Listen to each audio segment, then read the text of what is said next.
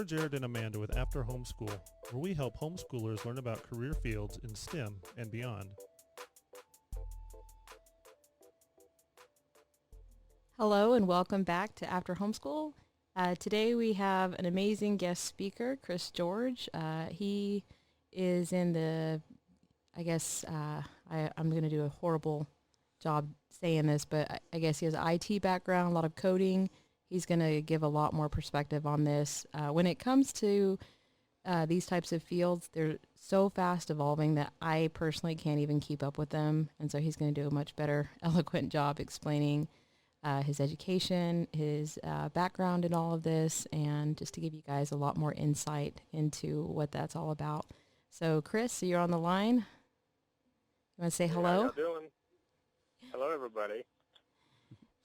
So give us a brief background. So kind of like you can start as early as you want. Like, did you always know what you wanted to do? And just give Maybe first, like, what do you do now? Kind of where, Yeah, what do I do now? So I own an IT consulting firm called Route 66 Computer Company. It's a break-fix computer company. Transitioning more into consulting and managed services in cybersecurity, networking, server maintenance, anything that has to do with a computer, PC, Mac, Linux-based systems. If it's broken, I fix it. And so that's what I do now, as well as for the last 7 years at Amarillo College, I've been an instructor in the Computer Information Systems Department, and I teach cybersecurity, computer networking, and computer forensics. Cool. Wow, that's a lot. So can you elaborate a little bit? So I know that computers are broken down into like the physical aspects and like kind of like the virtual. So when you say fix it, can you expand on like what you mean by fixing things? Sure. So the break-fix model of any IT business is a system is not working, whether it's software or hardware. You know, you turn your computer on and it doesn't boot up, or you try to open a program and you get an error message. Businesses and individuals alike will contact me and say, it's broken, fix it. And so I will either remotely log into their systems with a remote program, or I will go and visit them at their office or their home and just basically put out the fire, put out the IT fire is the way I look at it in that respect. So basically fixing it, you know, in any form or fashion. I've had people throw computers off of balconies. Oh, my gosh. And in retrospect, you know, say, I really wish I could get that data off that hard drive. You know, it's like, well, I'll do my best. So, and and then it's just sometimes simple things. Sometimes things are just not working properly, as we all know, all of us. Any time you use technology, there is a chance that it is not going to do exactly what you want it to do in a day. So that's where I come in. Sure. Okay. So what kind of got you interested in this field to begin with? So I grew up on a farm south of Amarillo, a little farm in Hart, Texas, where we grew corn and cotton, and we drove tractors and ran cattle and horses and all of that great outdoorsy stuff. But when I was 14 years old, my uncle gave me an IBM 386, 33 megahertz IBM Wang PC, and it was amazing. It was a new step for us. We never had a computer in the household. We'd have some video game systems, and those were fun. But the computer was really more than that. So he had handed that down as he would upgrade every year into his newest and latest and greatest electronics. I would get the hand-me-downs. And so that 33 megahertz was really where I started with computers, because I love to play games and use Windows 3.1 and DOS 5.0 and just figure it out. I clicked on everything. Mm-hmm. I just see what it did, you know, until the day my sister was playing on it, and it no longer functioned after she played on it. So she broke it, and that was an opportunity, my first opportunity to say, you know, hey, I'm going to fix this, because my father's a farmer. He didn't really care about technology or the computers at the time, and he said, yeah, well, that's great. We can throw that away. I'm like, no, don't do that. It's all I have. And so I started running that up, and So I fixed my first computer then. And ever since then, I've just loved taking them apart and upgrading them and taking multiple computers and turning them to one awesome computer and just really working from there. And so that led me into, in high school, at Hart High School, a little town of 1,000 people, and I graduated with 20 students. We did receive a grant for new computers in our school, and it was the first to be networked and do dual credit with Amarillo College. It was $1 million grant, and the administrator at the time that had written the grant, she needed some help. And so when I was a junior in high school, I started assisting her and making Ethernet cables and setting up a Windows NT-based network with all the new computers that we had coming in, and that led me straight into a job out of high school, into just kind of repairing things for a local company in the educational system. So how did you learn most of this? Was it just kind of playing around with it and digging into it, or was there books or? Yeah, it was all just trial and error at the time. Yeah. We didn't have YouTube. We didn't have any good resources where I was. The library was very slim on repair manuals for specific computers. No internet at the time, so it's really just trial and error. Huh. So did you go to? So you said Amarillo College. So did you go to AC for a degree after high school? So yeah, after I graduated high school, I got that first job. I moved the first weekend after high school. I knew I wanted to be in Amarillo, the big city of Amarillo. Yeah. Way bigger than Hart, Texas. So I got offered the job in the summer for educational computers and electronics. And so I moved up here and I went to summer school at Amarillo College. I'd already been doing dual credit at Amarillo College, getting my basics of history and English and stuff through our dual credit program. And I had a scholarship to West Texas A&M University, so that's where I was headed after the summer. And so I was wanting to pursue computer science and programming. I thought that was the path to go if I wanted to be in computers. And I showed up to West Texas A&M University, freshman, with basically enough hours to be a sophomore. So I got to really start into my programming classes right away, and realized that maybe coding was not quite for me. A lot of language barrier in the instructor and a new programming language. I did not do well in that respect. That led me to think that maybe programming wasn't my thing, but IT and computers still was my thing. And so I pursued that networking electronics background after that to where I could get my hands on and it wasn't so software-based. Sure. Cool. So did you stay out at WT after that, or did you just kind of drop out of WT at that point? And I went many places. So I was always working in IT ever since I got out of high school. I was working for a computer company doing something, whether it was Geek Squad. Well, it wasn't Geek Squad at the time. It was the Best Buy help desk in Amarillo, working on, rent and vacuum cleaners and stereos and computers and cameras and any electronics they threw at us, we would work on. And so after I did that, I moved into Plainview. I switched around. I was like, well, maybe I love computers, but I don't need a degree in it.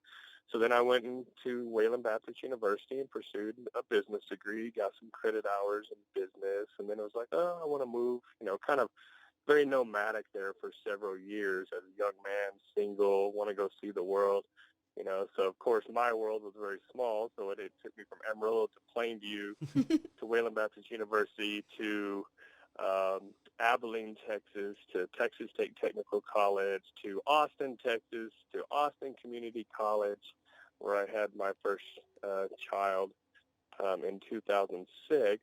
So this would have been 6 years after graduation. And I had my first son in Austin while going to Austin Community College. Always getting hours, credit hours. I was always a very good student. I would show up and I would learn what I needed to learn, but I would, mostly just work and pay the bills and have a good time and just learn more about computers. And so, but, in Austin, have your first kid, and after about a year of having kids, we're like, about time to go back to Amarillo and be closer to family. Sure. And so that's how I ended up back in Amarillo and worked for a few companies out there.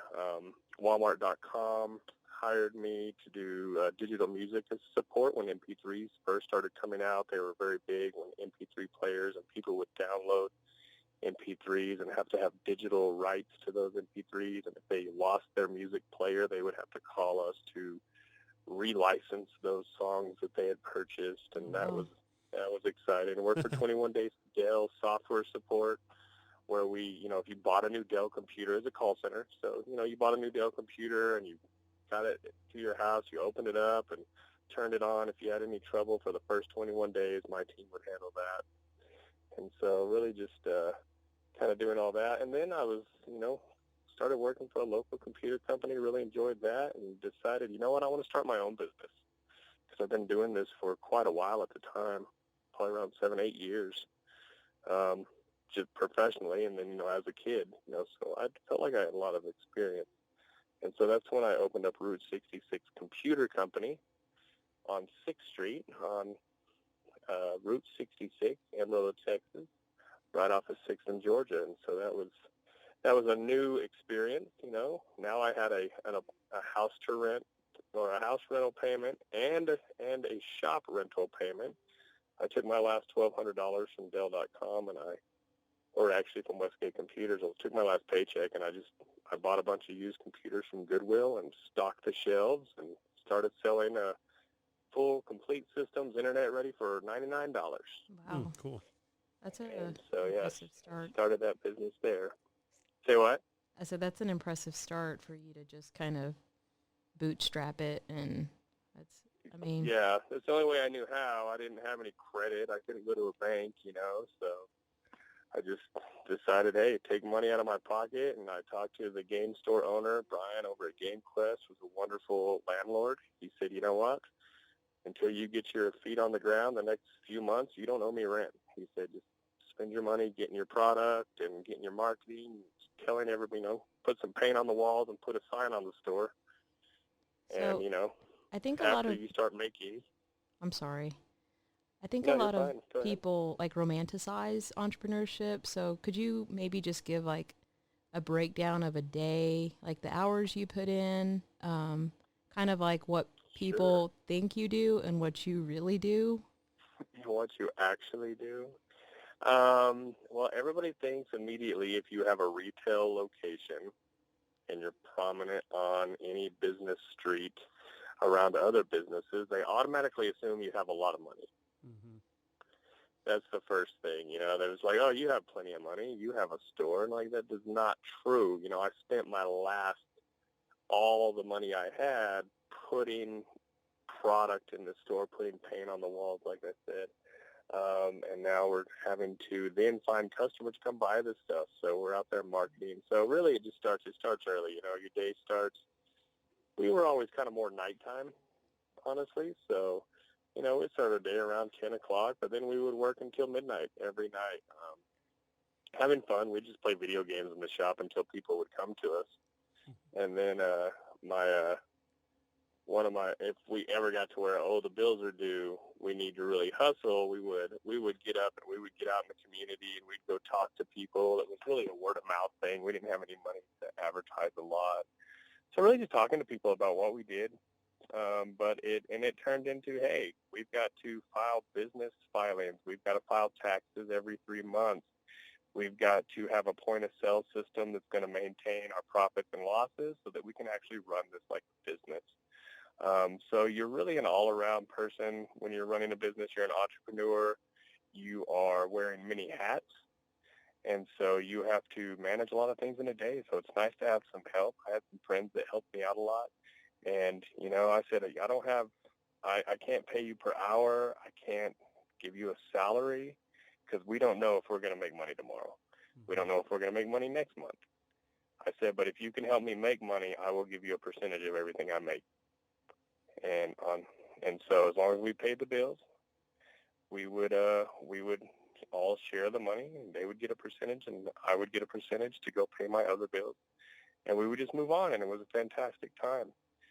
There was a specific instance to where we could not afford the gas for a commercial location, because as a business owner, you automatically have to pay way more money for everything. The electric bill is 2-3 times as that of a house because it's commercial. Your internet, for the same speed you get in your residence, is 4 or 5 times as much because you are a commercial location.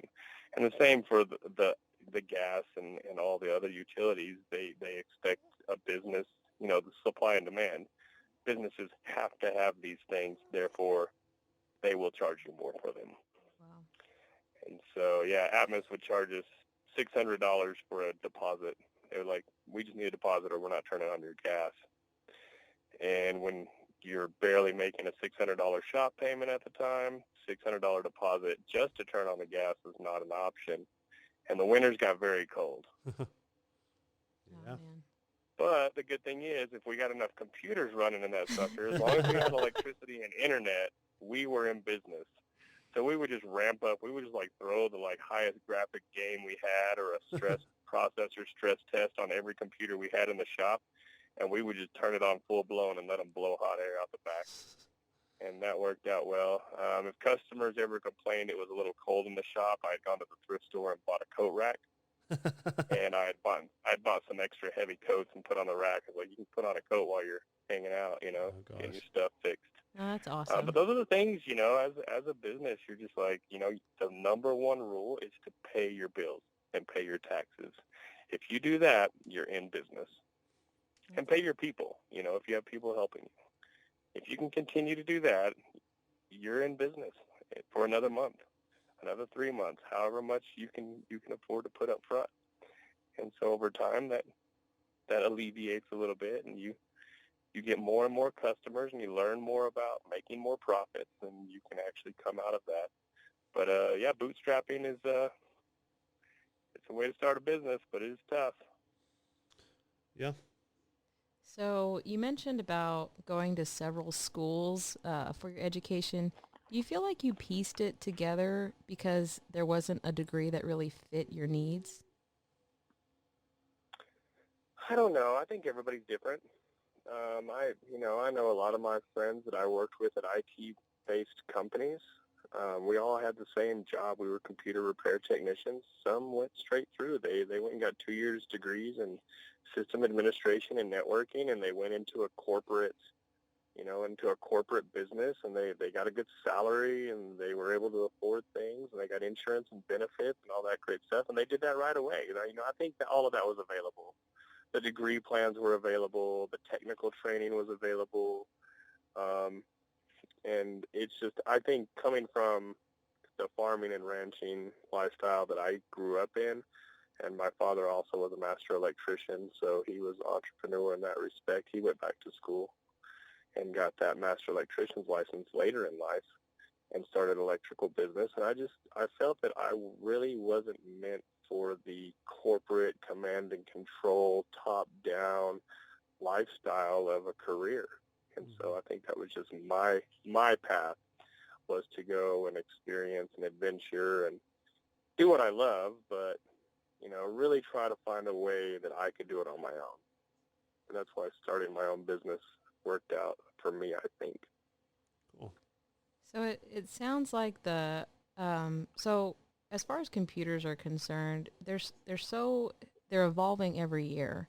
And so is your field, do you feel like it's more of a trade, or do you feel like it's more of like a degreed, do you think it's going to move that direction, or how do you feel it relates to? So with the break fix, kind of from a technician standpoint, I think that is a trade. You're like an electrician, you're like a plumber, you're there to go and fix what is broken or to install new.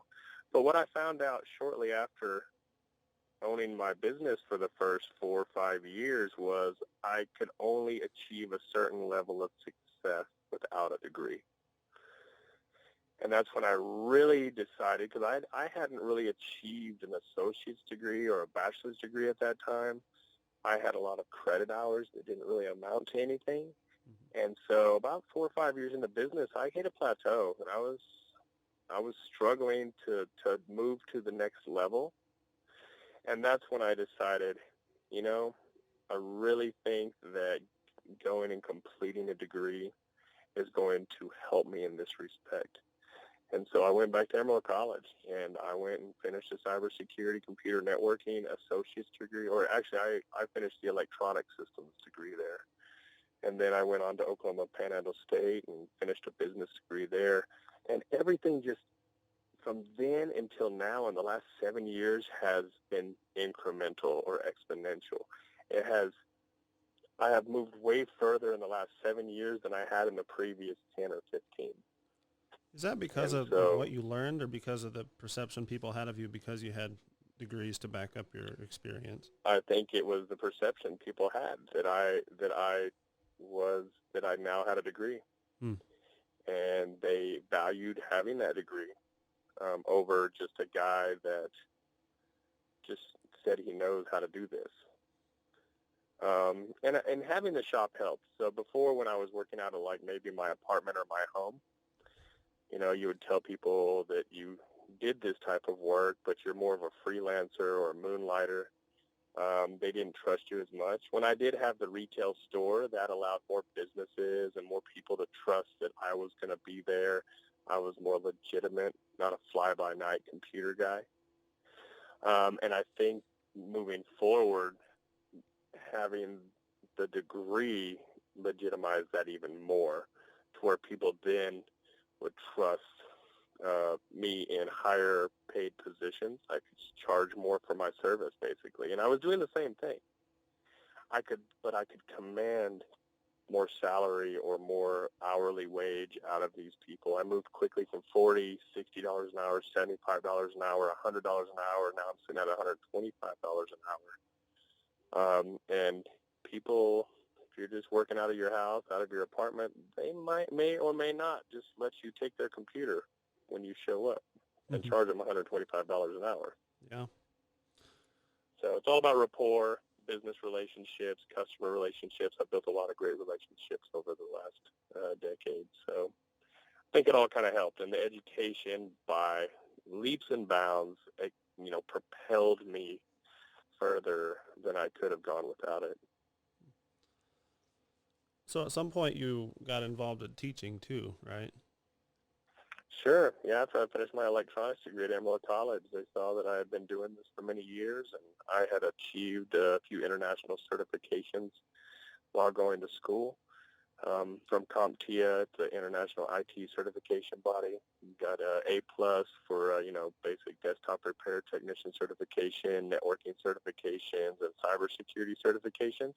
And that's exactly what they were teaching there. So they asked me to teach a class or two. Cool. And I felt that, there's nothing more fun than just telling people what you already know. Yeah. And so I thought that was fantastic. And then finally moved me into a full-time position after I achieved a bachelor's and moving forward from there. So for those who kind of hear what you do, maybe not necessarily the teaching side, but, everything else, and they think that's exactly what they want to do, where do you see this field going in the next 10 to 20 years? Do you think this is a good thing to pursue now, or is it going to evolve a lot? It's going to evolve a lot. It's always a moving target, but there will always be a need to fix things that break. It's not rocket science, I would say. It's not an advanced field to where you have to have, 5 years of advanced training. It's something that if you spend your time, if you enjoy taking a computer apart, putting it back together, if you enjoy, resolving error messages and troubleshooting, I think that, I can have you trained up in several months, and you can go out and you can at least use some of those skills to make yourself a living. And that's why I've always kind of been in this field. But it is going to evolve. Some of the things that I do on a daily basis, more of the things that I would do that are repetitive tasks, are going to be taken over by more automation. We talk about robotics and artificial intelligence and machine learning and cloud computing. And we're really looking at a change in the industry as far as how people approach just having a small business network. Mm-hmm. They don't necessarily need a server in a closet and, a bunch of high-powered desktops to do their job whenever they can just use a virtual cloud server. They don't have to have that kind of on-site capital. Their entire business can be cloud-based. They can do all of their accounting in the cloud. They can do all of their emails are already all in the cloud. All the platforms they may use for whatever their business is in the cloud. And so really their brick and mortar, big data center, networking closets and stuff, some businesses, they don't need that. Some businesses like that, and they like to have that local, but I'm seeing a lot more things being managed by larger companies. And it's cost savings, and it's a savings on infrastructure for small businesses, which I mostly work in. And you're going to see larger businesses doing it too. And so we really have to think about, where is an IT technician stand? Most companies don't need a full-time IT technician. That's why I have 75 different customers that I can work on at any point in time, because there's not one small business that needs me full-time. Sure. Cool. So for someone who thought that this is, they're dead set, this is what I want to do with my life, how would you advise like a 17, 18-year-old to start now to prepare for this career path? I'd advise them to get their hands on as many broken things as possible. When you're young and you really enjoy it, you just tell your friends, tell your family, tell your boss, like, hey, this is what I like to do. I like to take things apart and put it back together. I like to make things work. So do that, and do that for free. You don't even have to charge just to learn. A lot of people let you do that. But then go and learn the real deal through certifications, whether it's, you self-studying online or you go into a trade school or you go to a university. I think you need to go and learn the details of computers and networks and the basics of security. It doesn't have to be a bunch of high-level training, but you need to know the basics of all of those things. And by certifying in that field, I believe it gives you a leg up on somebody who just says they know, oh, yeah, I do that. I take things apart and put it back together. Mm-hmm. Because there's a lot of people like me that run around saying, hell yeah, I fix broken things. Mm-hmm. But when they get into a business and they start working on it, they really don't know what they're doing. Yeah. And so it's really hard for hiring managers and HR to trust people nowadays, because everybody knows how to use a computer. Everybody knows how to reset an iPhone, and that's interested in it, and everybody knows how to reset passwords on Facebook, and everybody, you can replace the screen out on a tablet, or you can take apart a laptop and put it back together. It's just a few screws and a YouTube video away. So there's a lot of people like that. But from a business standpoint, if you're hiring somebody to do these things, having a certification is a little peace of mind. So I recommend people go and at least go and achieve those certifications, and then pursue, once they find out what they really like, then pursue that more, because there's a lot of different areas in computing that one can get into. Cool. So one of the more exciting things that you talked about, and I'm always really fascinated with it, is cybersecurity. So do you want to expand on that, or like where we're going, or I think people hear that and they get really excited. So could you just explain briefly kind of what that is? Sure, the cybersecurity buzz is all about. You really get noticed a lot more when you use the term cybersecurity instead of information security, right? We have this notion that, that there are people out there or groups out there that are constantly attacking and cracking and hacking and scamming, and that is a completely valid fear, because the industry is ripe for the fraudsters and the nation states and the malicious actors to take advantage of you in one way or the other, to try to take over your system, to try to drain your bank account, to try to disrupt your business operations. There's a lot going on. So from cybersecurity standpoint, it's been a fascinating field, and it's moving. It's faster and harder and crazier than ever because, as soon as the defenders for good, defend, they're already two steps behind. The attackers are 24/7 attempting new attacks, changing malware, rewriting the system on how attacks occur. And as defenders, we're always on our heels. And so it is something that is a constant battle.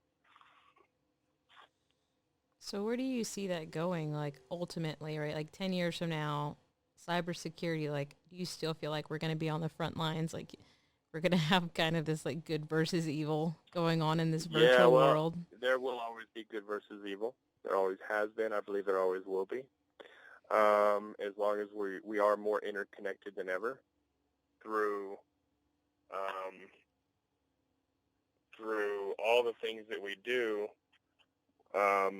we're just adding more and more connected devices to our networks all the time. I think there's 20 billion, 25 billion Internet of Things devices in the world now, maybe 50.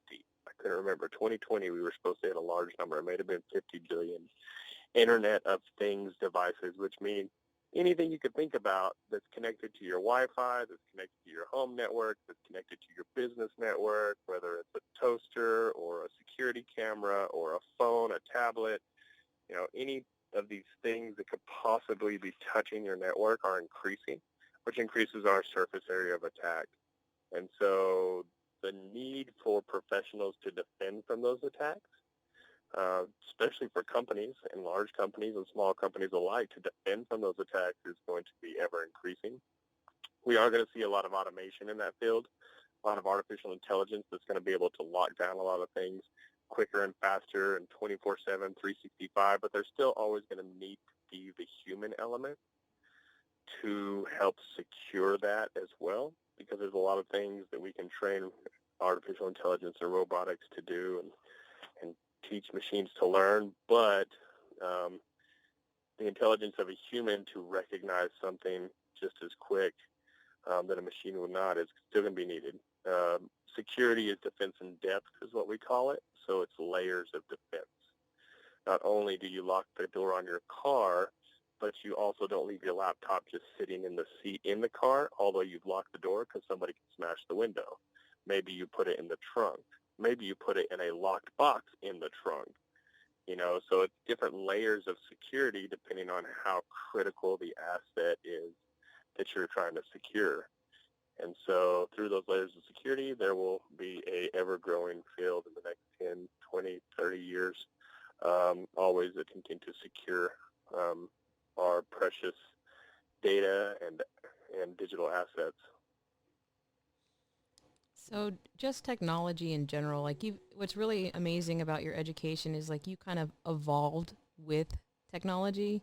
Like, you kind of started from the ground up. So where do you see it going? Like, where do you see our lives going in the future, like near future with technology? Like, how are our lives going to change or become better? Like, what would be your guess? It just depends. In Amarillo, Texas, our life moves a little slower than in New York City. Growing up in Hart, Texas, their life moves a lot slower than Amarillo, Texas. So you can only progress as fast as the society around you wishes to and cares to. That's nice. And so we're really just, it just depends on where you are and what you're into. I know a lot of people that have not, they haven't added a lot of Internet of Things devices. They haven't added a lot of technology to their households. You know what? They're doing just fine. And I know some people that have added everything, the latest and greatest of everything all the time, and they're doing just fine. But it's whatever you're interested in, and whatever I think it's going to hopefully assist us as a society and economically, personally, socially. I hope that we can use technology to help us in our daily tasks so that we can get back to just relaxing. I just enjoyed relaxing on the farm. I still take the kids out there and just enjoy a weekend where you don't have good internet out there, so you're not going to stream any videos. Your phone is barely going to work. It's like going to a cabin in the woods. You're not going to you don't have service, so you deal without it, and you kick back and relax a little bit. And I think our society has gotten to the point in the last 20, 30 years to where we work more, and of course we make more, but we seem to spend more, and so we're always just work, work, work, work, work. And I feel like that hopefully we can use technology to help take some of that burden off of us personally, before we can get back to just hanging out in the yard with the kids. Yeah, it's kind of like when, going from Doing those kind of things.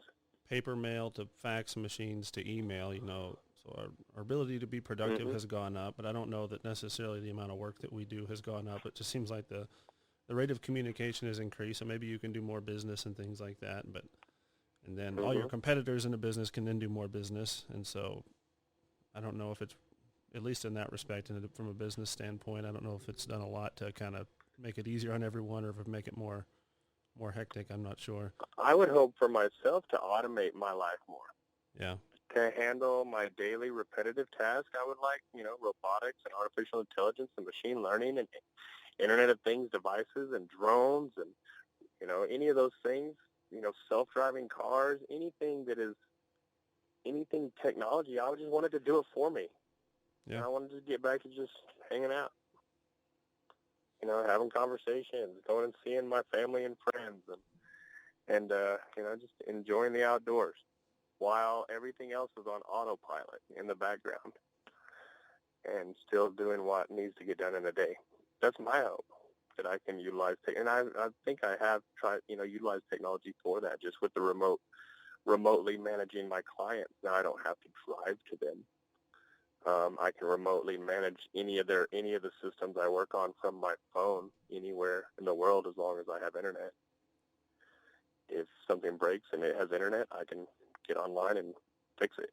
And so that's helped me, be more places at once. So I don't have to always be out of the house. I can hang out at the house as much as I can and do what I need to do. So I don't know. I think using technology for that purpose is whether it's where we're going or not, that's where I would like to see it go, to where it makes our life easier. So we've discussed a lot of topics that could potentially be overwhelming to high school students. I mean, them not kind of knowing anything from everything we've discussed. So do you have any last minute, just maybe words of support, or give them some direction, or, whatever you want to share? Sure. From a high school, if I go back to high school me, and from teaching, I teach, these kids coming right out of high school as well. I say pursue and do what you enjoy. That is the number one most important thing in the long run. Yes, you have to go to work to pay your bills one way or the other. But while you're doing that, if you're not getting to work and whatever your work is not paying the bills, and if that's what you enjoy and it's not paying you the bills, then just at least continue to pursue what you enjoy. And eventually, if you do that long enough, you will become a master of that. And you can then charge a reasonable fee for that. Because this world is growing. There's always somebody that could be interested in what you're interested in. No matter how minute you may think it is, the world is a smaller place. You can get out there and you can meet people that are like you, that have the same interests as you. And if you love something enough, you should just do that. And so I love computers. That's what I do. And then I finally got to the point where I needed to pay some bills, so I just charged a fee for it. And so there's going to be, you're not siloed into one thing, I think, which is a great thing in this life. You're not expected to go have a career for 30 years with one company and then retire. I think that you can skip around. You can look at this and that option and this avenue and that avenue and really find what you love and do that. And so I would really say pursue that. As long as you're paying the bills, do whatever you want. Good advice. Thank you so much, Chris, for being on our podcast. You've been amazing. I hope this has been insightful for all the students listening, and we will see you guys next time. All right. Thanks for having me. Thank you.